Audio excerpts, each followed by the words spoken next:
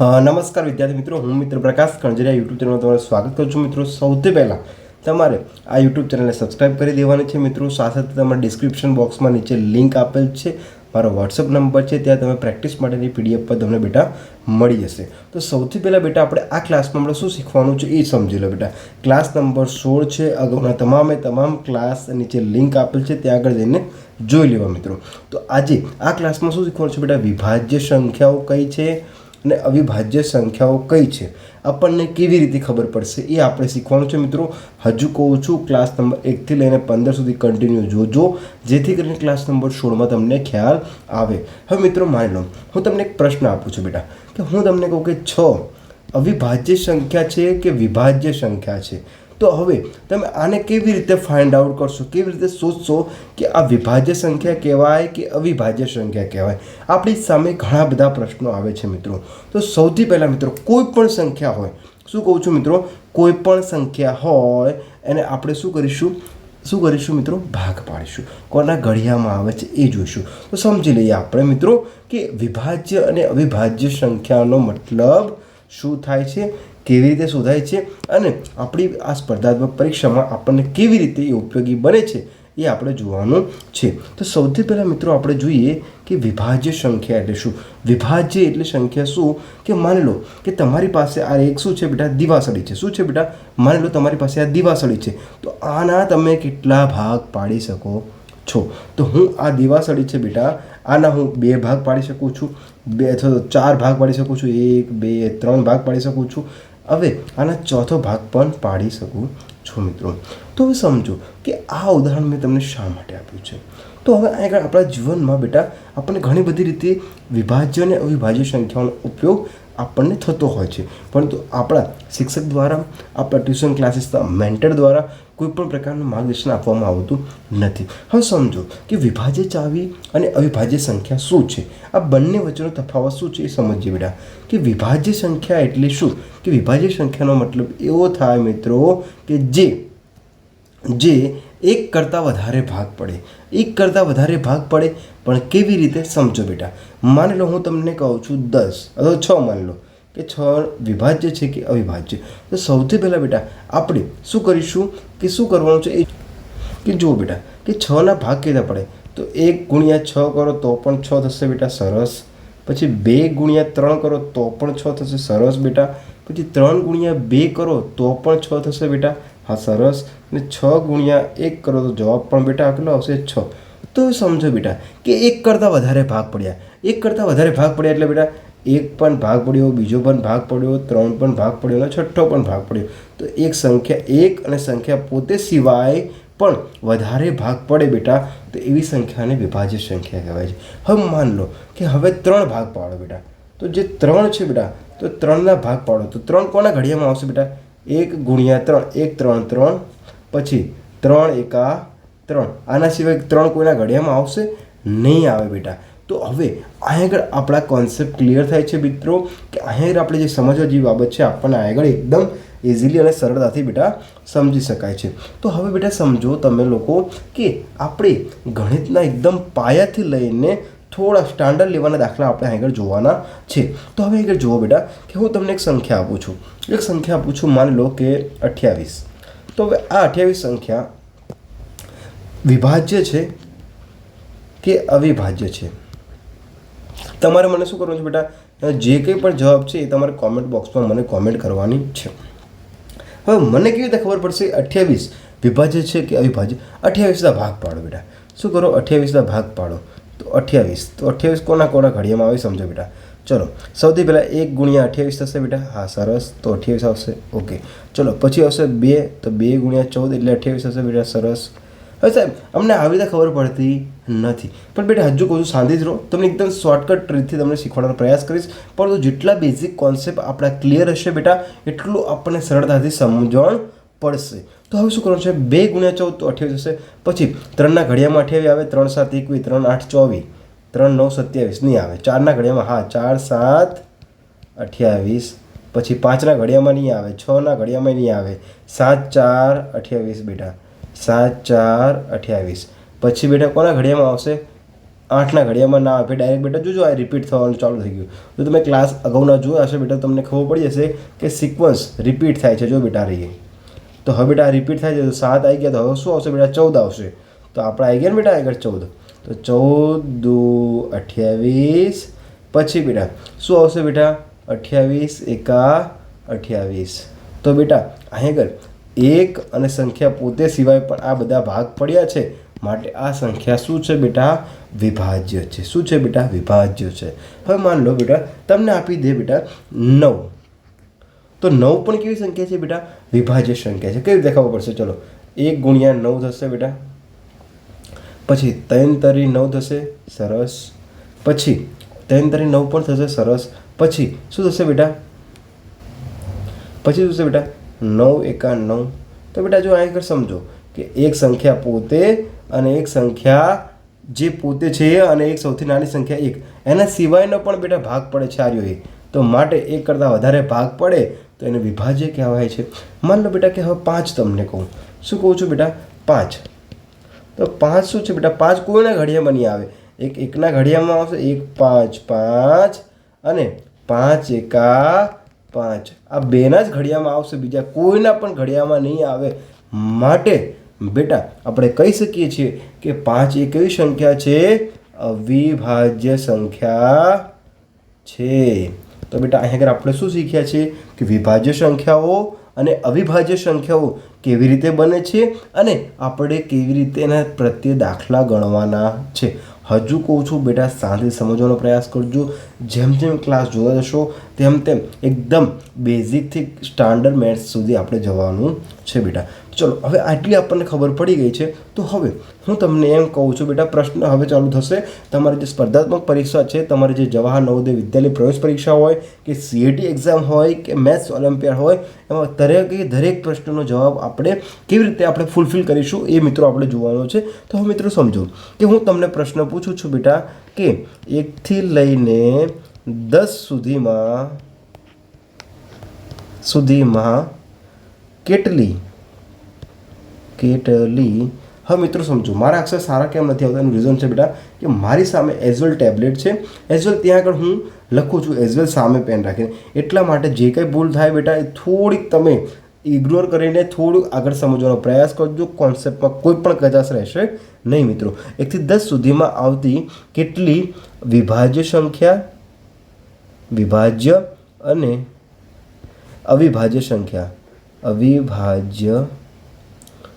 સંખ્યા ચલો મિત્રો તો હવે શું કીધું છે બેટા આ લખી નાખો 1 થી 10 કીધા છે ને બેટા તો 1 થી 10 લખી નાખો 1 2 3 4 5 6 7 8 9 અને 10.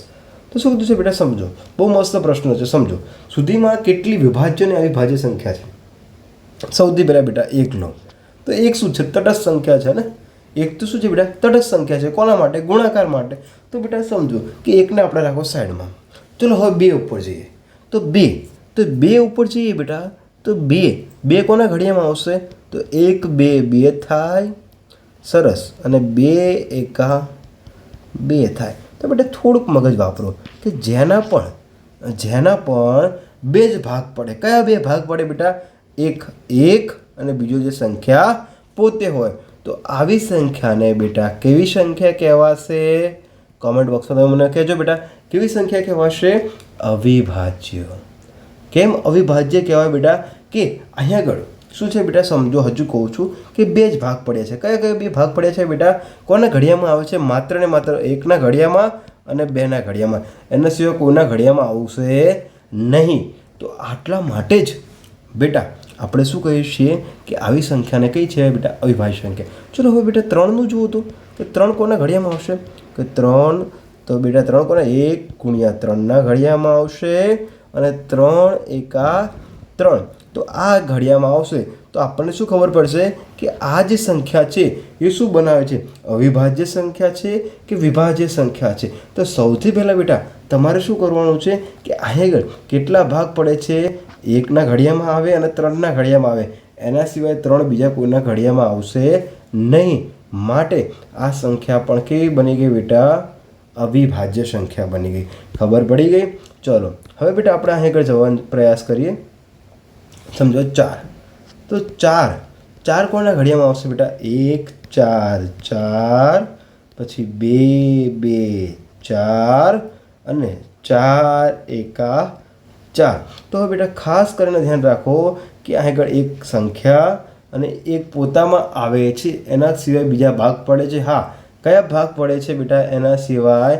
તો એના સિવાય બેટા આ ભાગ પડે છે, 2 2 4 વાળો ભાગ પડે છે. તો બેટા એના સિવાય કયો ભાગ પડે છે? 2 2 4 વાળો. તો એક કરતાં વધારે ભાગ પડે તો આવી સંખ્યાને કઈ સંખ્યા કહેવાશે? વિભાજ્ય સંખ્યા. કઈ સંખ્યા કહેવાય છે બેટા? વિભાજ્ય સંખ્યા. તો હવે તમને ખબર પડી ગઈ અવિભાજ્ય સંખ્યા અને વિભાજ્ય સંખ્યા શું છે અને કેવી રીતે એ આપણને ઉપયોગી બને છે બેટા, એના આધારે આપણે સમજી શકીએ છીએ. તો મિત્રો આગળ સમજવાનો પ્રયાસ કરીએ થોડુંક આપણે, અને સમજતા થોડું આગળ જઈએ કે સાહેબ આપણને આટલી તો ખબર પડી ગઈ છે કે વિભાજ્ય સંખ્યા અને અવિભાજ્ય સંખ્યા કઈ છે, પરંતુ થોડુંક આપણે આગળ વિચારતા જઈશું તો વિભાજ્ય અને અવિભાજ્ય સંખ્યાના કોન્સેપ્ટના આધારે આપણને પૂછશે કે 1 થી 100માં કેટલી અવિભાજ્ય સંખ્યા છે અને કેટલી વિભાજ્ય સંખ્યા છે. ત્યારે શું કરીશું મિત્રો? તો ત્યારે મિત્રો આપણે થોડું ટેબલ એક યાદ રાખવું પડશે અને ટેબલના આધારે આપણે સમજવું પડશે કે કોના ઘડિયામાં શું શું આવે બેટા. તમને જો 1 થી 20ના ઘડિયા આવતા હોય બેટા, 1 થી લઈને 20ના ઘડિયા આવડતા હોય તો તમને કોઈ પણ પ્રકારની કોઈ વસ્તુ ગોખવી પડશે નહીં બેટા. એ મારો ચેલેન્જ છે બેટા. ચલો હવે સમજો બેટા 5. તો 5 સંખ્યા કેવી છે બેટા? 5 કોના ઘડિયામાં આવે? 1ના ઘડિયામાં આવે અને 5ના ઘડિયામાં, બીજા એના સિવાય કોઈના ઘડિયામાં આવશે નહીં. માટે આ કઈ સંખ્યા થઈ ગઈ છે? અવિભાજ્ય. 6. તો 6 કોના ઘડિયામાં આવે? 1ના ઘડિયામાં આવે, 2ના ઘડિયામાં આવે, 3ના ઘડિયામાં આવે અને 6ના ઘડિયામાં આવે. તો એક કરતાં વધારે ભાગ પડ્યા તો માટે આ બેટા કઈ થઈ ગઈ? વિભાજ્ય થઈ ગઈ. ચલો હવે થોડુંક આપણે આગળ જતા જઈશું મિત્રો. તો થોડુંક આગળ જઈએ 7. તો 7 કોના ઘડિયામાં આવે? 1 7 7, પછી 7 એકા 7, બસ 2ના જ ઘડિયામાં માટે આ અવિભાજ્ય સંખ્યા. 8.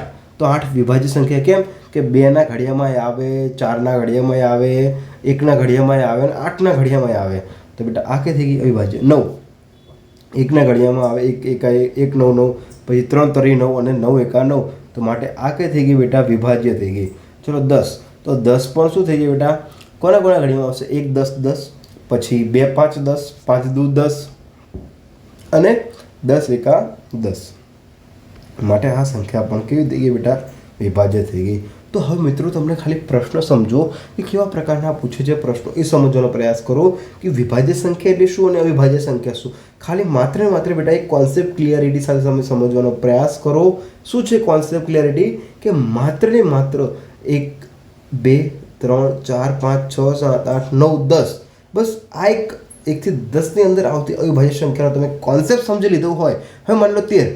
તો સમજો 13 કોના ઘડિયામાં આવશે? વિચારો થોડું કે 1 13 13, પછી 13 એકા 13, એના સિવાય કોઈના ઘડિયામાં આવશે નહીં બેટા 13.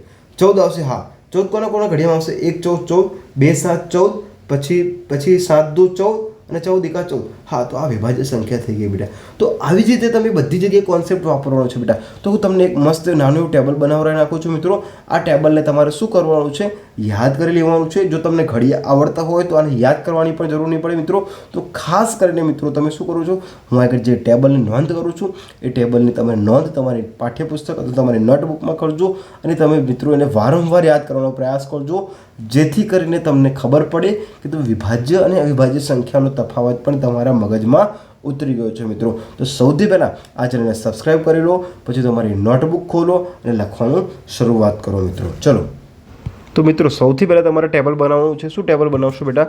કે આગળ 1થી લઈને આ એક ટેબલ આપો, 1થી નંબર 10, પછી 11થી લઈને 20, 20 પછી 21થી લઈને 30, 31થી લઈને 40, 41થી લઈને 50, 51થી લઈને 60. બેટા આટલું ટેબલ આપો.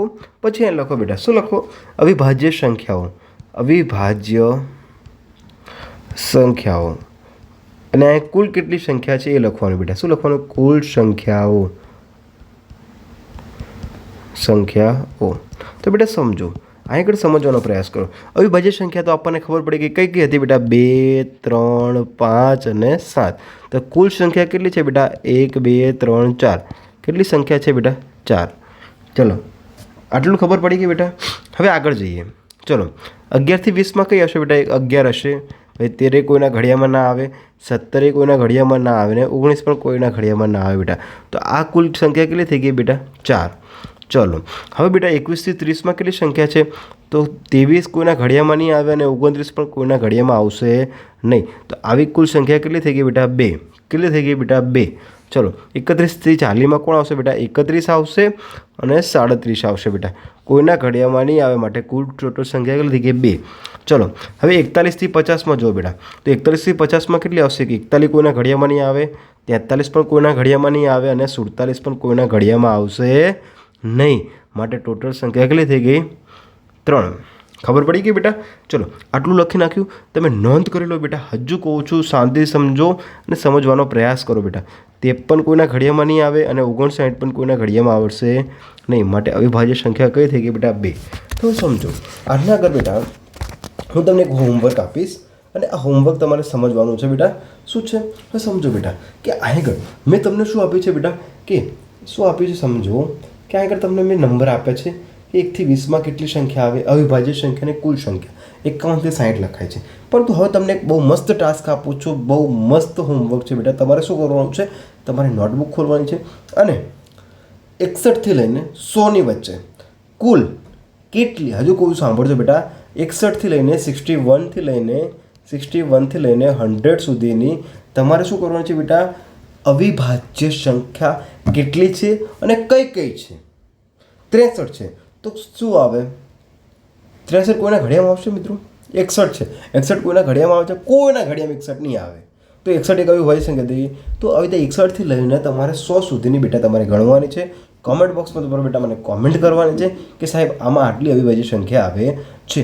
ત્યાર પછી મને ખબર પડશે કે તમે વિદ્યાર્થી મિત્રો કેટલા એક્ટિવ છો, તમારા કોન્સેપ્ટ કેવા ક્લિયર છે, સાથે સાથે મિત્રો તમને કેટલા પ્રકારનો નોલેજ છે અને કેવી રીતે તમે બેઝિક કોન્સેપ્ટથી લઈને એડવાન્સ કોન્સેપ્ટ તરફ જઈ શકો છો અને કેવી જ રીતે તમે બેટા આ પ્રશ્ન સોલ્વ કરી શકો છો. બેટા તમારી સામે જ્યારે પ્રશ્ન આવશે ત્યારે તમને ખબર પડશે કે આ કોન્સેપ્ટ કેવી રીતે આપણા જીવનમાં અને આપણી સ્પર્ધાત્મક પરીક્ષામાં ઉપયોગી છે મિત્રો. તો સૌથી પહેલાં હજુ બેટા તમને ફરીથી કહું છું, પ્રેક્ટિસ માટેની PDF તમારા ડિસ્ક્રિપ્શન બોક્સમાં નીચે લિંક છે, ત્યાં આગળ તમને બેટા મળી જશે. સાથે બેટા ચેનલને સબસ્ક્રાઈબ કરજો. દરેક ક્લાસ તમને ત્યાં આગળ ફ્રી અવેલેબલ છે, કોઈ પણ ફી આપવાની નથી મિત્રો. તો મળીએ નવા ક્લાસમાં. જય હિન્દ, જય ભારત.